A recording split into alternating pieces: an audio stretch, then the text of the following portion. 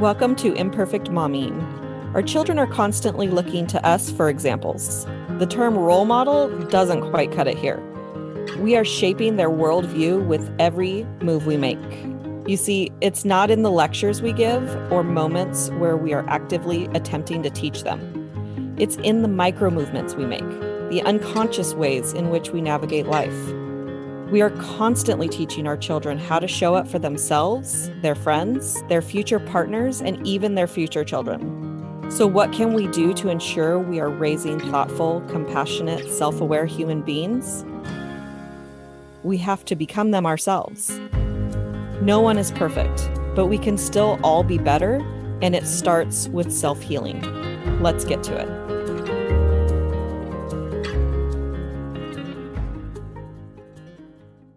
Welcome back to Imperfect Momming, and we have a very special guest today, Sharon Epstein. Welcome to Imperfect Momming. Hi, I'm so glad to be here. Thanks so much for having me. Absolutely. I just had to take a deep cleansing breath because it's been one of those days, right? Yeah, we all have them. Welcome to mommyhood, right? Welcome to mommyhood. And it has nothing to do with the kid because this morning we went to school and everything went off without a hitch. It was amazing. Glad Those to days hear. are few and far between. Enjoy each one of those moments. I will. So tell us a little bit about who you are and what you do.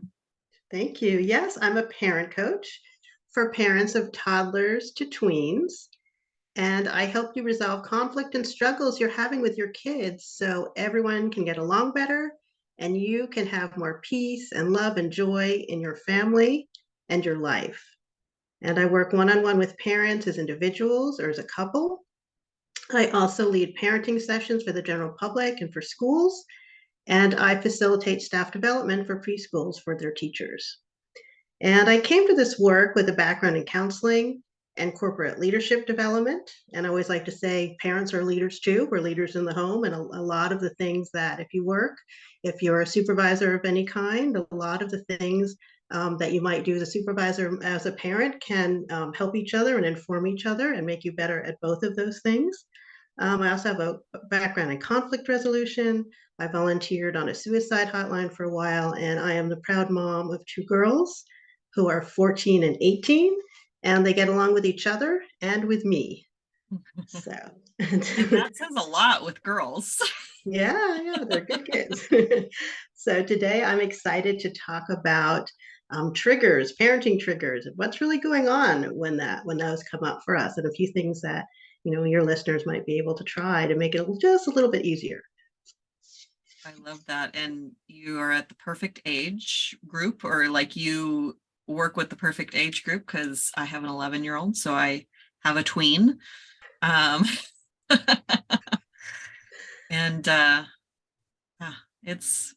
he hasn't quite gotten to the challenging mom stage yet. I think he has to be I think they get a little older before they start challenging mom. He started challenging my boyfriend a little bit, but he's still in the I love cuddling with mom stage, and I love every minute of that. Yes, soak that up. And it might wane a little bit in the teen years, but it also comes back, and it doesn't have to go away completely either. Each child is different. Yeah. My two girls are different in that way. One has always been cuddly and she's still cuddly. And one has always been medium on the cuddles and she's still medium on the cuddles, maybe backs off a little bit more. So, but like I said, it might never go away, which is great. And if it does, it might come back. My mom said that I was a cuddler when I was little. And then at some point I decided that I hated hugs. And I don't know when that happened, but then I went to this conference. I talk about it all the time. So I went to this conference for becoming a coach. I was not interested in becoming a coach. I was interested in becoming a better leader. And I went, and I had no idea what I was signing up for. And the first 2 hours of being there, somebody started crying their ancestral tears. And I was like, I don't know what that is, but I don't want to do it. And so the way that she got pulled up to the front was she opened her mouth. So I'm just going to not open my mouth for the next 4 days. I still had transformation during that time. And by the end, I was like, I want everybody to give me a hug. And I've been a hugger and a cuddler ever since. So Isn't that interesting? Yeah, you never know what might turn things around. exactly. Yeah. Okay, let's talk about triggers. I love triggers. Well, I've grown to love triggers. Well, it's actually great that you're saying that, because as much as they cause us angst, right, and all kinds of like beating ourselves up about them, if you look at them in a positive way, which we'll talk more about later, they provide you an opportunity for growth, right? Our children can become our greatest teachers when we have struggles with them. And one way to look at that, in addition to, this is really hard, is, there's something for me to learn here to grow as a person. And I think it maybe besides your partner relationship, your relationship with your kids is the main one, or, certainly that one of those two where you can grow the most as a person if you decide you want to, if you take that opportunity. So yeah, there's something good about saying, I love triggers. I get to learn. I can get better, right? If when we get to that point, after we kind of figure out what's going on. So I love that frame that you gave it to begin with. Yeah, and I think I started loving triggers when I heard the phrase when the trigger when the wound is ready to heal, the trigger appears. And I've really based my last 5 years around that quote. And since we're talking about triggers, and I just had one a couple of days ago, I'm going to tell you about it, because that's how I roll. Great.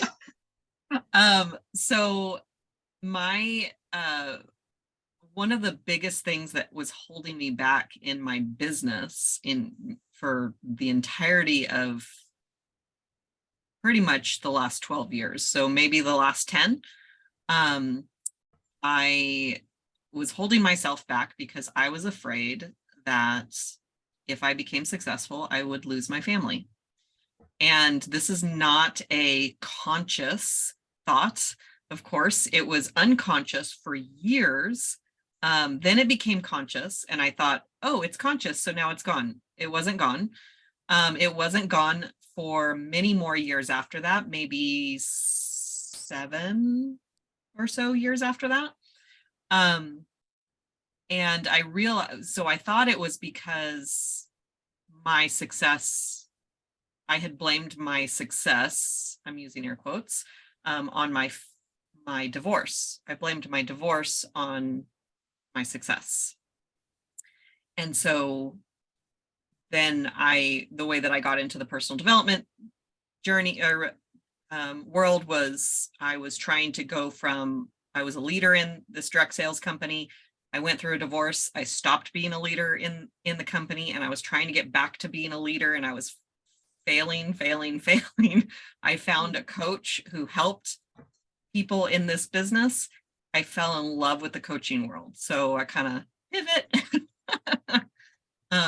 Anyway, long story short, just recently I realized that, like in the last 6 months, I realized that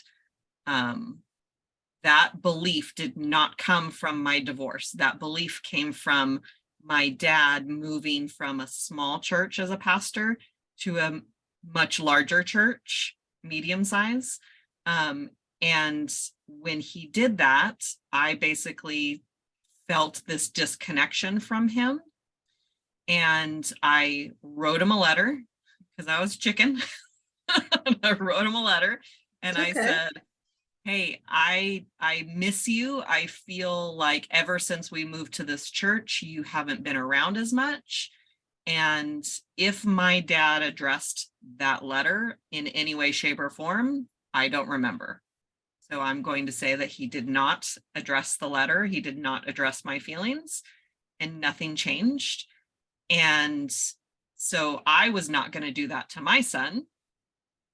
And this breakthrough that I had 6 months ago was, I'm not my dad, and my son is not me.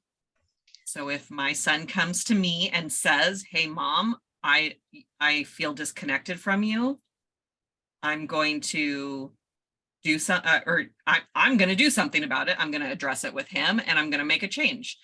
So that's how my son and my son did come to me 3 days ago. I think it was Friday. What day is today? It was Tuesday. Friday last week that he came to me and said, hey, mom, I feel like you're working a lot and I don't feel as connected with you. And I got triggered. And I in my head, I got very defensive.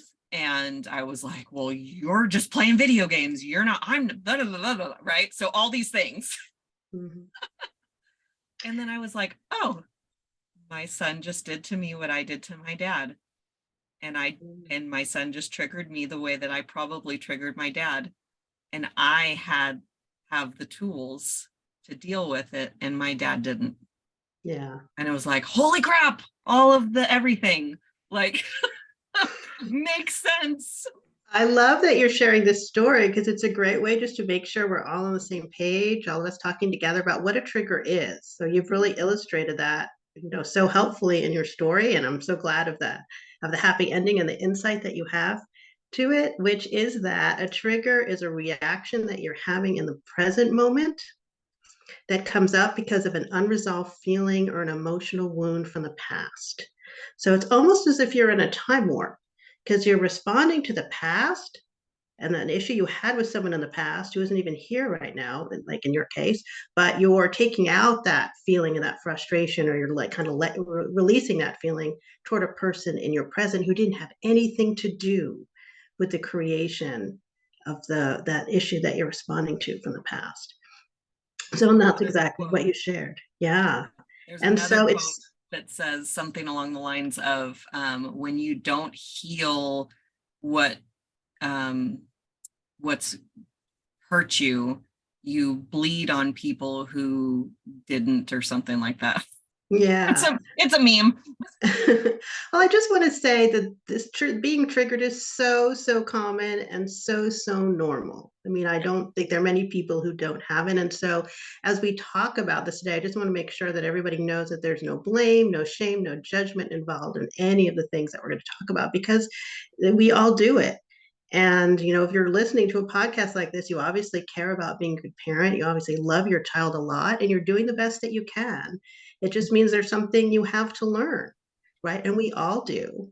And so that's kind of what we're talking about. How do you learn more about what this is and think about how you might apply it to yourself? And I want to say that my response to him in the way that I responded this time is not how I have responded in the past. And I have responded in anger, and I'm using the claw to demonstrate how I've reacted in the past, because I wasn't always aware of my triggers. This one is just happens to be one that I was aware of, and happens to be one that I've trained myself to pause before reacting. And I went back to him, and I didn't take 100% responsibility, because I wasn't 100% responsible for how he was feeling. He was doing video games and all the things that I was like, well, no, that's not my fault. He was doing those things too. So we had a really great conversation that strengthened our bond. And that's why I started this podcast, to give people the tools to understand that they're doing the best that they can with the tools and the resources that they have at the time. And I will let you talk now. No, that's fine. I'm glad we're on the same page. Yeah. So yeah, I wanted to dig into a little bit about what's happening in that moment, because like you said, it's a reaction. It's like split second. When you're in it, you don't feel that pause. You don't feel the space between whatever your child said to you and your immediate reaction. And whether they say, no, you can't make me, I hate you, or they're not doing what you asked, or they're having a tantrum, or they're fighting with their sibling, whatever it is, we typically will tend to yell or freeze or want to flee and escape, right? And any of those reactions, whatever it is, you're disconnecting emotionally from your child in that moment because you're trying to protect yourself. You're kind of flooded. You're overwhelmed by what's going on. Again, so normal. And it's not coming from nowhere, right? It makes perfect sense that you're having this reaction if we start to look down deeper as to what caused it. So if we start looking below the surface, your child does something, you have a reaction, but what's happening is you're having a thought about what your child just said or did. And then that thought gets attached to a feeling. And so you're reacting based on that thought and feeling that you're having that you don't even realize is happening so quickly in your brain. So let me give a couple of examples of clients of mine. So there was a mom, and her background was that her sister died in a tragic car accident when she was a tween. And her family's response to it was they never talked about it. I know. And we're both kind of saying, oh my goodness, and like touching our hearts because it's heartbreaking. Yeah. And she just, described to me, we just all went to our separate rooms. And that was it. And she was left totally on her own to deal with it. So now when her children are crying a lot and fighting, all this emotion is triggering for her. When she has a child who's saying, I'm really upset, stay with me. She's like, that kind of feeling is overwhelming for her. And she's doing what she learned to do as a kid was she wants to escape to her room because that's where you don't have to deal with these strong feelings that come up, right? So her reaction makes total sense. She's not a bad mom, right? But she just had more to process from this and to realize that she had some resources now to deal with this that she didn't have when she was a child. And that one of the things that she said she learned from our work together was that staying with her child when he was crying and there was nothing she could do but just sit there was actually really helpful. I mean, and it can sound like a small thing, but for her, it was big and powerful and so important to her son too, that she stay with him. So, I mean, this is one way that it can show up. Another way, this is actually with a dad. I know this is about momming, but I'm telling the story because there's a piece of it that we hear a lot for ourselves, is mostly attributed to moms. And most moms, there's a dad somewhere in the picture, and dads can get triggered, and moms can understand what is happening. Oh, my husband's triggered right now. Oh, my ex-husband's triggered right now. And we can deal with it differently. So go ahead. Yeah. So this dad had a 3-year-old who was very challenging for him. A lot of tantrums, just a lot of upset behavior. And, especially if his child did this in public, the dad got really upset because when he didn't have kids, he was very judgmental about other people's kids, right? I think some of us may have felt this way too. How come you can't control your kid? How come you're letting your kid misbehave in the middle of the whatever? So he would start to get really tense when his child misbehaved. And these thoughts we realized were going through his head. I'm not in control. My kid is bad. My kid is so strong, he's either going to grow up to be an amazing success or he's going to end up in jail. And that will mean that I will have failed as a parent. I'm a bad dad, right? And so that failure, bad mom, bad dad thing, right, is universal, right? So all that's going through his head. So he's yelling because like he needs to stop this kid from misbehaving and, nip this in the bud right now, right? So makes perfect sense if you dig down deep and these thoughts and feelings are going on, why we're responding the way they are, right? And so in all of these cases, there's a need that we have that's not being met. And that's what's causing our reaction. So again, to give some more examples, maybe when you were growing up, you weren't allowed to express your opinions, right? So you grow up feeling not heard. Now, when your kids don't listen to you, it triggers that feeling of not being heard.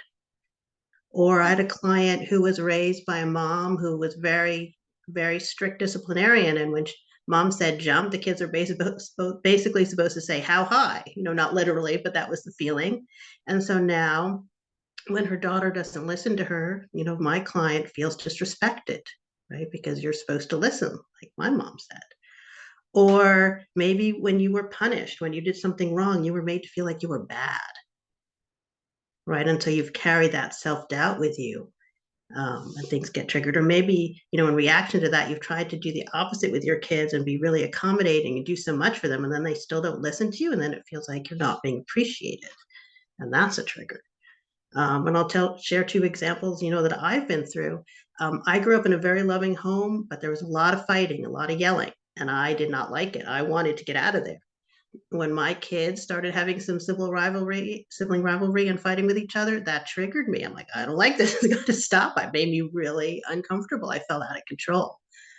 And then the other thing that can happen is that sometimes a child does something that reminds us of ourselves, and it's always a part of ourselves that we don't like so much. And I will share that for many years, I was a really good perfectionist, and I worked really hard to kind of back off of that. I still have moments, but I'm much, much better. Well, I heard my younger daughter talking, and she was sounding very perfectionistic. And I got triggered, right? And I got kind of abrupt, and I wanted to cut her off, and I got impatient, and I wasn't really talking in the nicest tone of voice. And I'm like, oh, and I reflected on it, kind of like you did with your story. I'm like, oh my goodness, what was going on there? Like, why did I do that? And then I realized I had been triggered by this issue around perfectionism and not wanting her to be like I used to be. I was worried. And I wanted to stop it. And that's why, without realizing it, I responded that way. And then later, like you, I went back and did a repair and apologized. And we had a good conversation. But so those are some of the things that are going on underneath the surface that at first we may not even be aware of. It happens so quickly, but we can start to become aware of. Mm-hmm. Yeah. So, go ahead. Yeah, the first time the thing that you described, that there's a thought and then that's attached to a feeling and then there's a reaction. And I remember the first time that I heard that breakdown, I was like, nuh-uh. And so the way that I got to a point where I could slow down my reaction time was by, after reacting in a way that I didn't like, I would retroactively think, okay, well, what happened in that situation? And I would break it down. And it wasn't always in order that I was breaking it down. I was like, I still sometimes don't know if it's a feeling or a thought that I recognize first.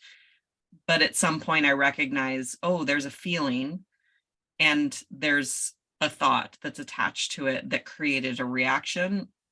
And now in certain areas, I can stop the reaction before it happens. And I actually got really good with that with my boyfriend before I got good at it with my son. I think I'm still getting better at it with my son. I'm not like great. I am 100%, okay, 99.9%. I don't react to my boyfriend. I'll take a step back. Like there's that's my reaction, is like, oh, something just happened. I'm gonna walk away now. You can't always do that with your kid, but you could communicate, hold on, I'm a little triggered, give me a minute, and walk away, depending on how old they are. At 11, my son understands. He hears me. He hears my podcast all the time. He hears me recording the podcast all the time. So we have all these conversations all the time. He calls them life lessons. He'll say, Mom, can I not have a life lesson right now? Mom, can you pause the life lesson? We have fun times around the house. That's lovely. And, it doesn't matter whether you figure out the thought first or feeling first or whatever. Just know that they're both there in some capacity. Right. And whatever you can tap into that makes sense to you, that helps you think, okay, what happened here? What can I understand about what happened so I can figure out why I responded this way? However it works for you is fine. It's not sort of I must do this and that. I never want anyone to feel constrained by how they figured out. So your way sounds just fine. And so after we have this reaction, again, that happened in a split second in our brain, right? We're going to yell or freeze or want to escape, most likely. Faint is included too, although I have not met anyone who's fainted as a result of this. And then what often happens is that we tend to blame or judge ourselves. And we think, I should be able to stop myself from yelling. Or I'm not a good parent. Or, oh no, am I messing up my kids because I responded this way? or I'm just so overwhelmed that I just can't handle all this chaos, whatever those feelings are.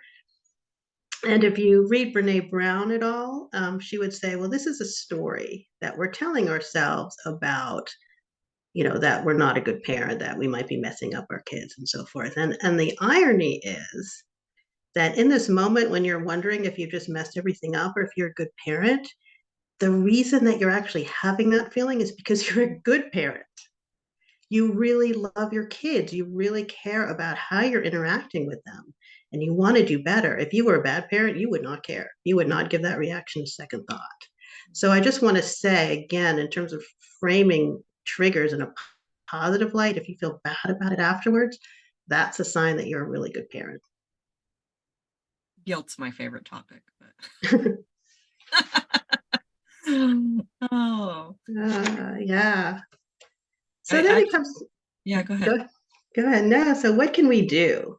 What can we do? Kind of now that we understand the anatomy of this a little bit. And I just want to start by saying this is not a willpower issue. I used to think that I could will myself to stop yelling, but it doesn't work that way, because as we've been talking about, these issues go a little bit deeper than that. They need a little bit something different than just, okay, I swear tomorrow I'm not going to yell, right? I tried that. It didn't work so well.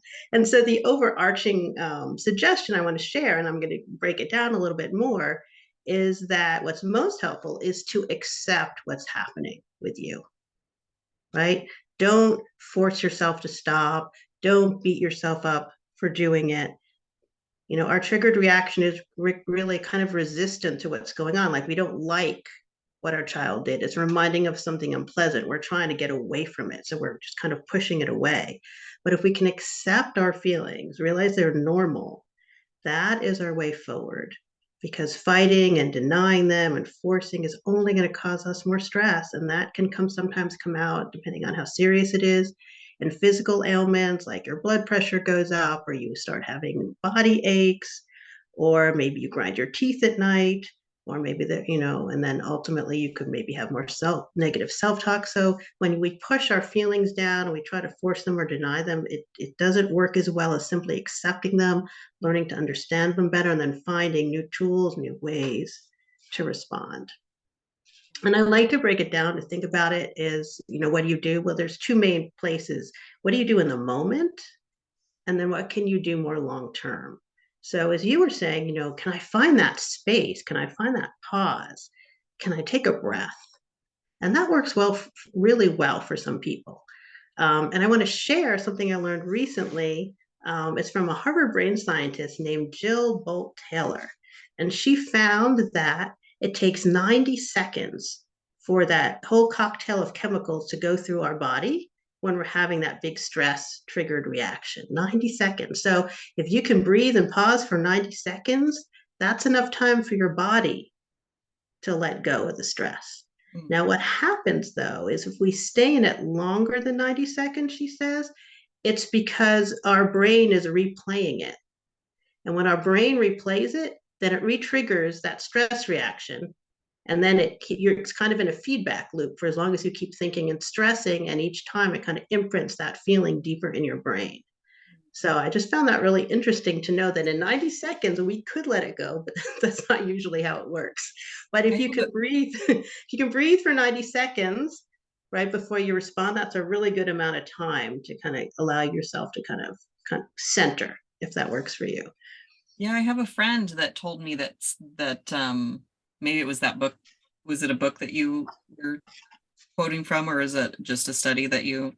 No, yeah, it's videos and TED Talks that she has online. Yes. Yeah, my friend was reading a book from someone who said that emotions last for 90 seconds, and if it lasts longer than that, I think she said that 90 seconds is an emotion, and longer than that, it turns into a mood or something. This was a while ago that we talked about it, but it makes sense that if we process that feeling, it'll go away in the 90 seconds. But if we don't process it, another one like it will show up or connected to it, or like you said, it's replaying those thoughts over and over, and you're re-triggering yourself. And yeah, and everything that you've been describing is the way that the brain works for I call it the lizard brain.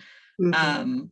And I've had several brain people come on and talk about how, and they have different like names for the different parts of the brain, and the only one I remember is the lizard brain. That's But the it's, primitive one, right? That's like, yeah, and yes, it's the fight, flight, freeze, freeze. faint. Yes. Uh-huh. It's when we get into those, when we get triggered, we get into a fear response, and then that the learning brain is shut down and all kinds of fun stuff. Yep, So exactly. I really love the way that you're breaking this down, and I will let you continue now. Oh, no, thank you. I'm glad it's working for you. Yeah. So if the breathing and the pausing is not working for you, and it doesn't work for everybody, so again, there's nothing wrong with you. You just need a different tool. And actually, I have a free guide that I'll mention more at the end. It's 4 ways to find calm when you feel like yelling, and it actually lists some other things that you can do if the breathing and the pausing isn't working. And one of those is to leave the room, as you were talking about. Mhm. But we talk about how to leave the room. So you're not leaving a young child unattended, or you do it in a way that doesn't seem like, oh, mom, mom just is crazy mad and off she goes. Now I'm kind of like surprising or startling your children or worrying them. So, and then the other thing about leaving the room, this worked really well for a client of mine too. She would get really mad, but she grew up thinking that being angry was bad and made her a bad person. And so one of the things we talked about was it was fine to be mad. And if she couldn't handle talking to her kids in that moment because she felt so triggered, she could leave the room in a helpful way. And then I said, go be as mad as you want in the privacy of your room. She's like, really? I could be as mad as I want? Yeah, because it was almost like she needed the permission just to let it out. And that really started to help her calm down. The other thing I'll share is that it matters what you do when you leave the room to help yourself regulate. But one way to think about this, and one technique that helps some people, is to, again, accept and acknowledge that feeling you're having. Notice where you're feeling it in your body. Sometimes that's really helpful. Do you feel tightness in your stomach, in your throat, or in your heart, wherever? And then, you know, imagine that feeling inside your body seeping out into the room that you're in, expanding as far as it needs to go. Just see if you can visualize that. What happens when you do that is that you're not fighting with that emotion anymore. You're letting it be. And it almost feels like some of it leaves your body, which then lessens the tension that you're feeling. So that's just one way that you can regulate. And then you can kind of ask yourself, what is coming up for me? What's really going on for me? What am I really upset about? And what do I need right now? And see if you can, give yourself something else, whatever that need is, to help yourself again come back to center. So that's just one approach that you can try. So those are all kind of in the moment things that you can do. And then, of course, if you've left the room, you need to go back to your child at some point, right? And that's when you want to go back calmly and reconnect with them, repair if you need to because you yelled, and then, kind of have that good conversation and go on from there. But in the long term, the first thing that we want to do is understand what's coming up for you and why. So your great story about what used to happen with your dad, like, well, where did all this come from? What's really going on? And understand it. Mhm. And then to think about what are the resources that you have now for dealing with this feeling and this hurt that you didn't have when you were a child or whenever this first came up for you, because you're an adult now, or you're older than when this started, and there's things that you've learned and abilities that you have that you didn't have at that time. Or in your case, you're a different person than your dad. And that was a really important insight, right? So that's a resource, that's an insight that you have. And then from there, something else that you mentioned that's good to come back to is to start to be able to recognize when you're about to be triggered. When are you heading to that point? Right? And think about what body sensations might you feel? You start to feel a tightening somewhere, or your blood pressure going up. Are there patterns to when this happens? A certain thing that your child does or a certain time of day. I know that, My kids would always, act up right when I needed to make dinner, right? So that kind of end of the day when there's a lot going on, we're all very busy and we don't have time and everything seems to crash together. So what are the patterns for you? And then once you know all that, then, part of the work is to choose a different response than the one you've been doing and to have a plan. Because if you have a plan, even though it may take practice to implement it, at least you have a go-to thing to do in that moment. You're not winging it. So let me give a quick example of that, because part of this may be to kind of reframe your thinking. So for example, if you have a child who is not cleaning up their room or not getting off their device when you're asking them to, right? And you were raised that children are supposed to defer and be very respectful and do what they're told, then that might trigger you. And so one way to start examining this is to ask yourself some questions like, well, what effect did it have on you when you were being raised? And you couldn't talk back and you had to defer. How did that feel for you? And how did it affect you? Did it serve you well? Maybe it didn't because it caused you to be afraid to speak up. Or maybe you did speak up because you were a strong person, but then you got punished for it. Right. And either way, that hurt your relationship with your parent. And maybe when we look at it and we think about what your values are, maybe you actually want your child to speak up and say, no, I don't want to do this, or explain why, right? Or if they're talking back to you, because maybe speaking up is an important value to you because you didn't get to do it when you were a child, or you tried to, but you weren't allowed to. And so then if that's the new value, then a new approach for you would look like, well, how do you start talking to your child respectfully and acknowledging their feelings in the situation? How might you negotiate or find a solution around the getting off the device or cleaning up the room that you haven't found so far, so that you and your child are not fighting against each other, but you're staying connected instead of disconnecting? So that's just a kind of a short way to kind of look at ways that we look at how to choose a different response, but you still have to dig a little bit to kind of think about what your values are and really what you want in that moment. And then finally, find ways to de-stress. That's easier said than done, I know. But again, notice your patterns. Notice, are there times during the day where your energy really gets drained? What's going on then for you? And then can you create some moments of joy for yourself? I'm talking 5 minutes at a time, if that's all you can fit in, to listen to your favorite podcast or song, to get some exercise, to knit, to cook, whatever makes you happy. What would make you happy just for 5 minutes that would just lift your spirits and replenish you in whatever time you have available, knowing that we're all busy moms?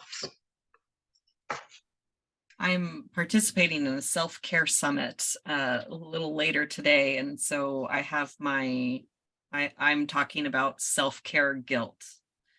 And the things that you just mentioned were some, I kind of Googled like, what are the benefits of self-care? Because I'm asking the question, what is self-care guilt costing you? And, you listed some of the self-care benefits. And when we don't do those things, like we might have less control over our emotions. We're going to have, self-care helps you stay calm under pressure. And so when you're not practicing self-care, and you mentioned things that take 5 minutes, going for a walk and just listening to a song, right? Those can be self-care, and self-care helps you regulate your emotions. And anyway, so I thought that was. Oh, good. Well, I'm glad we're so in sync. Yes, because when you are more centered, right, because your energy isn't depleted, then you have more resources, right, to deal with the challenging situations coming up with your kids. That's exactly the idea behind it. Love that. So I feel like this whole podcast has been a advice for moms. So instead of asking you for a piece of advice for moms, I'll ask you, I'll thank you for everything that you told us so far. Because the way that you broke it down is I've learned these things through trial and error in my life, and how can I how can I stop triggering on my son, or being triggered on my son? Because I getting triggered and reacting the way that I would was triggering.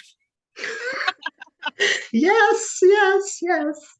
So I love that you just put it so succinctly in ways that I don't know that I could have broken it down. So I thought that was beautiful.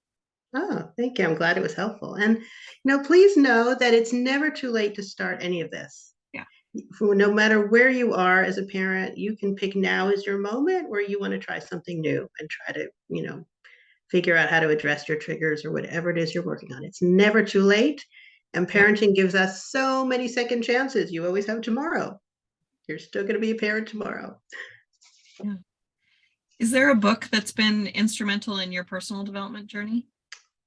When my kids were fighting, and that really triggered me, a book that I loved was Siblings Without Rivalry by Adele Farber and Elaine Maslish. They also wrote, How to Talk So Kids Will Listen, for all bunch of ages. Yeah, but that was so helpful because I think so many parents think that, sibling rivalry and the fighting is just how it is, right? I grew up fighting with my siblings. You just have to put up with it. You don't just have to put up with it. I believe that families are the places where we first learn about ourselves and other people and the world. And wouldn't it be a great place to learn conflict resolution, how to get along with other people? Because that applies to the whole rest of your life, to people in the workplace, to your friends, to your eventual partners, right? It's such a valuable skill. And I think they do such a great job explaining all kinds of different scenarios and when to step in, when not to, how to handle it. And they leave you with a really nice feeling of hope that siblings can come back together. I'll just share this very quick story about my two girls because it happened Friday night. Again, they're now 14 and 18, and they were talking about themselves 10 years ago when the younger one was 4 and the older one was 8, and how, they played games and the older one would always win. The younger one was mad. So then she would make up games to play, but she made it so her older sister could never win, and which her sister didn't like playing with her. So this was feeding on each other. And the younger one was saying, I got mixed messages from you because sometimes you would, never want me to come into your room and, be with me. But other times you would come into my room whenever you wanted and, want me to spend time with you. Now, none of this was angry. They were just talking in a very open way. And the big sister said, I'm sorry. I never realized that that's how you felt. And they gave each other a hug and said, let's do better. And I'm like, I'm tears coming down my face listening to this. So I say that only to say, there is always hope. You never know when siblings can reconcile and have these kind of conversations, even if it seems like they had tough times growing up. And I think, we want our kids to get along. So that was just a happy moment for me, a proud mom moment. Oh, I love that. Where can our listeners find you? You can find me on LinkedIn and Instagram and Facebook at Sharon Epstein Coaching. But the best place to find me is on my website, SharonEpsteinCoaching.com. Again, you can get the free guide there for ways to find calm when you feel like yelling.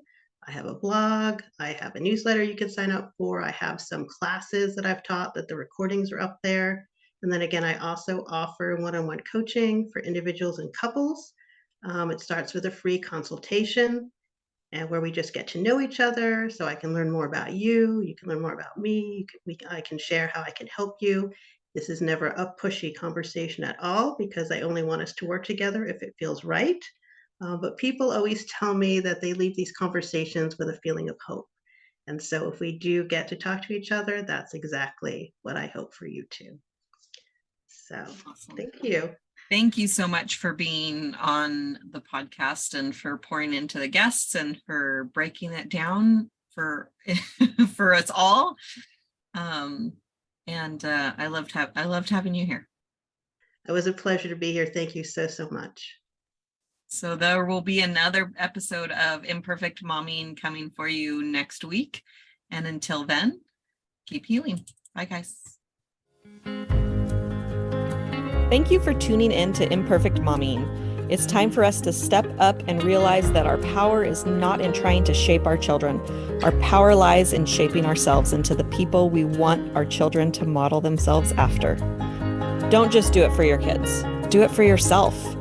When you become a more self-aware, compassionate, and confident person, you and everyone around you benefit. For more information about me and my work, visit AlysiaLyons.com. That's AlysiaLyons.com. See you next time.